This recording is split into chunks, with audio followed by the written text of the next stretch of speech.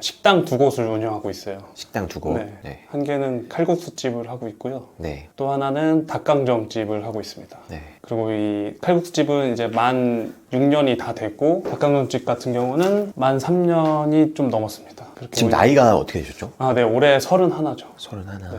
그러니까 31세인데 이제 요식업 사업장 두 곳 운영을 하고 계신. 네. 각각 매출 얼마나 나오시는지 얘기해 줄 수 있으세요? 합쳐서 한 네. 10억은 넘습니다. 10억 정도 매출이 나시는. 그럼 지금 저희 구독자분들이 또 사업을 꿈꾸시는 분들이 많으셔서 시작하셨을 때 얘기를 좀 들려줄 수 있을까요? 제가 지방 전문대를 졸업했고요. 전문대에서 자격증을 또 열심히 따가지고 취업을 운 좋게 좀 잘 들어갔어요. 회사 언급을 한다면 현대중공업에 이렇게 특채하는데 뽑혀가지고 23살에 들어간 거죠. 회사에. 그래서 거의 2년 반 좀 넘게 있었는데 거기서 적지 않은 연봉을 받고 있었는데 저는 적다고 느꼈었어요. 잔업도 많이 하고 주말에 특근도 많이 하고 해서 연봉은 적지 않았는데, 그리고 또 성과도 저희 팀이나 조직에서 제일 좋았었는데 제 옆에 동기로 입사한 친구들보다도 좋은 성과나 진급도 좀 빨랐었는데 월급 차이가 얼마 안 나는 거예요. 제가 용접 전공했었거든요. 조선소에서 일했었는데 용접을 하면은 기본적으로 뭐 이렇게 재료가 들어가는데 그게 비싸단 말이에요. 근데 한 번에 고품질로 용접을 딱 끝내야 되는데 저는 그렇게 했고 제 동기는 그렇게 하지 못했는데도 그 인정은 그냥 진급 조금 해서 인정받는 거, 월급 조금 더 받는 거. 그리고 저는 제일 다 끝내놓고 쉬는 게 아니고 이 친구 걸 더 도와줘야 된다던가 그런 걸 계산해보니까 월급이 적은 거로 느껴지더라고요. 그러다 보니까 내가 뭘 능동적으로 내일이나 어떤 거를 한다고 했을 때 돈을 더 많이 벌 수 있는 일이 뭘까 싶어서 생각을 많이 고민을 하다 보니까 창업을 해야겠다 싶어서 창업을 막 알아보고 하다가 퇴직금이나 회사 다니면서 모았던 돈을 가지고 가평에서 칼국수집을 오픈하게 됐죠. 그럼 그런 레시피나 이런 거는 아예 그러니까 직장 생활 하시다가 이제 하는 건데 그냥 이게 없잖아요. 맞아요. 그렇기 때문에 프랜차이즈 도움 받아서 프랜차이즈로? 네, 오픈하게 된 거죠. 그렇게 해서 시작할 수 있었죠. 근데 저는 그때 당시가 26 이 정도 됐을 거예요. 26, 27 정도 됐었는데 그럼 지금도 어리지만 그때는 더 체력이 좋고 하다 보니까 뭐 몸 써서 일하는 거 조선소보다 힘들겠어? 이런 생각 때문에 뭐 겁없이 그냥 체력이 다 되니까 할 수 있었죠. 그렇게 그럼 회사를 딱 나오시고 그냥 바로 하신 거예요? 거의 바로 했어요. 몇 달 안 돼서 바로 오픈하고. 왜냐면 이거 나오기 겁나잖아요. 저는 근데 겁나는 것보단 내 가치가 회사에서 인정받는 것보단 조금 인정받고 있다고 생각이 들어가지고 내 가치가 어느 정도 되는지 아니면 내가 어느 정도로 난 놈인지 뭐 이런 것도 궁금했었고 솔직하게 말씀드리면 그래서 그걸 테스트하려면은 창업밖에 없지 않을까라는 생각 때문에 그냥 실패하더라도 어리니까 감당할 수 있지 않을까라는 생각 때문에 얻는 게 더 많을 것 같다는 생각을 했었던 것 같아요. 겁 없이. 근데 그게 참 우연찮게 오픈을 했고 처음에 오픈빨이라는 걸 또 가게를 운영하면서 오픈빨 받고 또 가평에서 운영을 하다 보니까 여름이 딱 왔었거든요. 6월, 7월, 8월 이때 가평 성수기다 보니까 또 그러면서 장사가 계속 잘 됐어요. 잘 되고 이제 8월달 여름 성수기가 끝나고 이제 9월달이 되니까 매출이 반 이상으로 확 떨어진 거예요.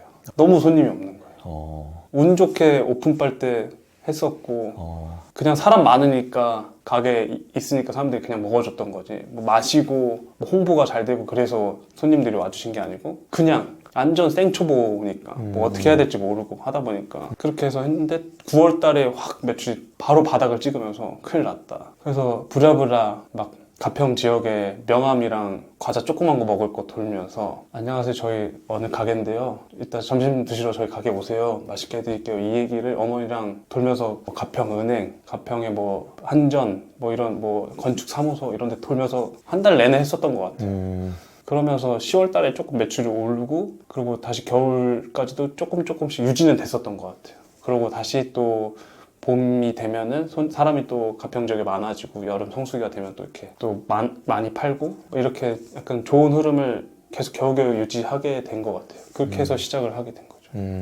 자리 잡아간 거고. 그럼 그걸 이제 지금 6년 정도 해오신 거고. 맞습니다. 그러다가 이제 중간에 한 3년 정도 지나신 다음에 닭강정 사업을 시작을 하신 건데. 맞아요. 이것도 그럼 프랜차이즈를 하신 거예요? 아니요, 이거는 네. 그 칼국수집에서 조금 더 연장한다면 칼국수집이 프랜차이즈다 보니까 마진이 좀 적어요. 많이 버는 것 같아도 월급 저 어머니랑 나눠 갔거나 아니면 직원들 월급 드리고 세금 낼 것도 내고 하다 보니까 남는 게 별로 없어요. 그래서 아 이거는 프랜차이즈의 한계구나. 내 브랜드를 만들어야겠구나 싶어가지고 우리 가평에서 어떤 걸 팔면 좋을까 엄청 고민하다가 가평에는 닭강정 유명한 데가 없네 해서 닭강정을 선택해서 그때부터 막 공부를 한 거죠. 근데 공부를 어떻게 하냐 용접하고 막 그랬었던 사람이 무슨 음식에 대해서 뭘 알겠어요. 그냥 칼국수 조리하는 방법 배워가지고 했었는데 그러니까 그래서 그냥 레시피 책 막 5권, 6권 사고 인터넷에 찾아보고 또 TV 나왔던 식당들 레시피 같은 거 다 적어서 그거에 대한 교집합을 찾아냈고 그걸 가지고 닭강정에 투입하게 된 거죠. 닭강정 레시피를 조금 뭐 말도 안 되게 생활의 달인에서 나왔던 것도 말도 안 되게 조합도 해보고 맛없어서 뱉어본 적도 있고 그러면서 많이 노력한 게 1년이 걸렸었어요. 근데 여기서 또 중요한 거는 제 본업이 칼국수집에서 일하는 거였으면은 칼국수집에서 일하고 있는 거는 기본적으로 해야 되는 일이에요. 근데 그거 말고 닭강정이라는 사업을 하기 위해서는 기본적으로 하는 거 이상의 것을 하기는 거잖아요. 그 닭강정 개발할 때도 결국엔 칼국수집 문 다 닫고 불 다 끄고 혼자 주방에서 책 읽고 레시피 짜고 만들어보고 새벽 1시에 집에 가서 또 자고 다음날 칼국수 만들고 뭐 그랬었어요. 그렇게 한 3, 4개월 또 하니까 기본적인 맛은 나오더라고요. 그러면서 이제 조금씩 더 해보고 빼보고 하다가 직원분들한테 간식을 어느 순간 해주게 됐고 직원분들이 맛있는데 이렇게 얘기가 나오더라고요. 그래서 이거를 손님들은 어떻게 생각할까 궁금해서 칼국수집을 하니까 칼국수를 손님들이 시키실 거 아니에요. 칼국수 끓이는 시간 동안 닭강정을 만들어서 이런 종이컵에다가 닭강정 2조각씩 넣어서 드렸죠. 맛이 어떠세요 하면서 테스트를 해보신 거군요. 테스트 하면서 그러면서 좋은 얘기가 돌면서 자신감이 좀 붙고 이걸 짧게 끝내긴 좀 그래가지고 더 확실한 데이터를 얻고 싶어서 A4 용지를 프린트를 해서 닭강정이 달아요, 짜요, 매워요, 사 먹을 의향이 있으세요 이렇게 설문지를 만들었었어요. 닭강정 드리면서 설문지 받고 설문지만 한 이만큼 받았을 거예요. 받고 그러다가 계속 그거 보면서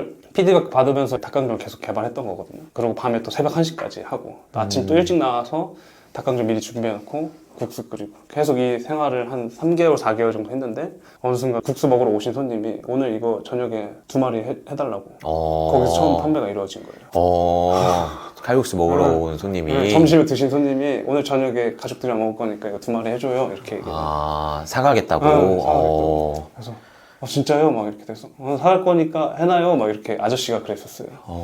그렇게 해서 처음 판매가 시작되고 이제 그렇게 자신감이 붙어서 아예 가게에 닭강정 판매하면서 잠깐 붙여놨었어요. 근데 그걸 드셔보시고 해달라는 분들이 저녁에 몇 시까지 해주세요 하면은 그걸 이제 팔기 시작한 거죠. 그러면서 이제 자신감이 또 붙어서 가게 자리를 알아보자. 그러니까 무리해서 시작하신 게 아니고 되게 좋은 팁인 것 같아요. 네. 나름 막 되게 도전적이고 위험하다 이렇게 얘기했는데 저는 전혀 위험하지 않았었거든요. 데이터가 있었고 적어도 동네 사람한테는 팔릴 것 같다. 그렇게 해서 가게 알아보고 그렇게 해서 국수집에 오시는 손님들한테 저희 가게 그거 오픈해요 막 홍보하고 가시면 뭐 서비스 드릴게요 막 해서 글로 보냈죠 이제. 그 자연스럽게. 네, 맞아요. 그러면서 그게 닭강정집이 시작됐죠. 그러니까 칼국수 그렇게 6년 하시고 닭강정 한 3년 또 하시고 네. 그게 이미 여기서 사전 테스트를 다 한 거기 때문에 그렇죠. 저는 테스트했죠. 그죠? 고객 확보가 됐으니까 이제 할 일은 그냥 매장 여는 조그맣게만 그죠? 네네. 크지 않아요 매장도. 그렇죠. 거의 다 가져가는 손님들이 맞아요. 거니까. 그럼 칼국수랑 닭강정 이 두 개의 매장에 좀 뭐 장단점 이런 게 있을까요? 사업주 입장에서 네. 얘기를 네. 솔직하게 한 말씀드리면 닭강정을 선택한 것도 그거였었어요. 어떻게 보면 칼국수를 손님들한테 고객한테 드리고 맛있게 드시고 저희가 또 상을 치우고 설거지를 하고 깨끗하게 설거지한 다음에 또 국수를 끓여서 담아서 나가고 이거잖아요. 그래서 주방 직원, 홀 직원이 필요해요. 닭강정은 설거지 할 게 없어요. 닭강정 열심히 주방에서 만들어서 포장해서 드리면 손님들이 가져가시면 돼요. 홀 직원이 필요가 없어요. 그냥 직원 그 같이 겸해서 할 수 있는. 그렇죠. 주방 직원이 서버만 있으면 판매까지만 하면은 홀 직원은 필요가 없어지는 거예요. 그래서 인건비가 덜 들겠다 라는 계산을 하고 닭강정을 선택하긴 했죠. 그러면서 뭐 비슷한 매출을 팔았을 때 당연히 프랜차이즈가 아니라서 닭강정이 좀 더 남았고 또 홀 직원이 없기 때문에 좀 더 남았고 그 남는 비용을 재료에 좀 원가를 높이더라도 퀄리티를 높게 하니까 고객분들은 더 만족을 느끼고 선순환이 딱 되는 거죠. 그러니까 인건비 나갈 게 없고 맞아요. 가맹비 줄 게 없으니까 원가에 좋은 재료에 조금 더 투입을 해도 마진율은 더 높다. 네, 맞아요. 그러면서 선순환으로 가게가 돌아가면서 만족을 느끼는 손님들이 많아지면서 이렇게 잘 된 거죠. 되게 중요한 팁을 말씀을 해주신 것 같아요. 그냥 하면서 무리해가지고 아예 고객 확보도 안 돼 있고 테스트도 안 돼 있는 거 그냥 딱 여는 게 아니라 네. 이미 하시던 거에서 좀 서비스 개념으로 주시니까 오히려 맞아. 기존 고객들도 더 좋아하고 네. 이미 테스트가 다 됐고 맞습니다. 거기서 판매가 시작이 됐고 되게 좋은 팁인 것 같습니다. 되게 과감하고 코로나 때 오픈했거든요. 20년도 초반에 완전 오픈해가지고 코로나 때 한참 딱 다 보내고 20년, 21년, 22년 올해 끝나가니까. 근데 지금까지 버텼으면 이제 코로나가 끝나면 당연히 잘 될 거라고 생각했고 제가 봤을 때는 아까 대표님 말씀하신 것처럼 리스크나 이런 건 많이 테스트했고 열심히 하면은 고객분들은 알아줄 거라고 생각했었던 것 같아요. 그래서 이 기간만 잘 버티면 되겠구나 라고 생각했었어요. 근데 그게 다행히 잘 먹혔던 거죠. 그러면 이제 좀 창업을 해보려고 하는 좀 젊은 분들께 전해주실 노하우 같은 게 있을까요? 다 본인들의 잠재 능력이나 이런 것들을 잘 알고 있을 텐데 모르더라도 근데 그런 게 그냥 무조건 창업만 한다고 해서 잘 되고 그런 건 아니거든요. 준비도 아까 얘기했듯이 엄청난 경우의 수를 많이 생각했었고 또 안 됐을 때 경우에도 생각했었고 이런 것들을 많이 생각을 하고 준비를 해야 되는데 저도 이런 그냥 결과론적인 내용만 말씀드리면 그냥 자연스럽게 칼국수집 6년 운영하고 또 그 와중에 또 조금 더 시간 투자해서 닭강정을 했다 뭐 이렇게 해서 그냥 이게 잘 됐다 이렇게 얘기하는 것처럼 들릴 수 있겠지만 이걸 더 디테일하게 그 시간을 되돌아봤을 때는 저는 되게 힘든 시간일 수도 있었거든요. 아, 그럼요. 근데 그 이면에 있는 거는 요즘 유튜브에 막 누가 얼마 번다, 막 누가 성공했다, 막 이런 것들 보면은 부럽다만 하는데 이게 한순간에 된 거라고 저는 절대 생각하지 않거든요. 되게 노력 많이 한 거가 있고 그것들 다 함축시키려다 보니까 영상에 안 담기는 거고 한데 그런 것들을 알고 남들보다는 더 이상 노력을 해야 된다라는 게 제일 중요한 것 같아요. 뭘 해야 될지 모르겠지만 그냥 뭐를 해야 될지 모를 때는 뭘라도 하면 돼요, 제 생각에는. 근데 가만히 해서 머리로만 굴리는 것보다도 뭐 프랜차이즈나 식당에 가서 뭐 저녁 알바라도 할 수 있는 거고 파트타임으로 술집에 가서 파트타임 알바를 할 수도 있는 거고 그렇죠. 뭐 프랜차이즈 박람회를 가서 뭐 프랜차이즈가 요즘에 어떤 게 유명한 게 있는지 어떤 게 좋은지 또 얼마 팔았을 때 얼마가 남는지 창업 비용은 얼마가 드는지 뭐 이런 것들도 알아볼 수도 있고 그냥 그렇게 하다 보면은 자기도 모르게 머리가 그쪽으로 쓰일 거 아니에요. 근데 일단 본업은 기본적으로 잘 하고 있다는 가정하에 그러니까 그렇게 뭐라도 해야 되는데 그건 큰 돈이 또 들은 것도 아니고 그게 또 돈을 벌면서도 창업을 준비할 수 있는 시간일 수도 있고 그런 것들이 다 쌓이고 하면은 그게 나중에 좋은 결과로 나오지 않을까 그런 생각이 들죠. 맞습니다. 아, 중요한 얘기 해주셨고요. 한 번은 용기를 내서 배팅하는 순간이 필요하고 그건 무조건 있죠. 네. 경기도 가평에 네. 유일 닭강정이라고 제가 유씨 성이거든요. 그래서 유씨 남매가 만든 하나뿐인 닭강정 이렇게 해서 유일이란 이름을 상호를 만들었고요. 전국 어디에도 맛보지 못한 유일무이한 닭강정이라고 생각하거든요. 네.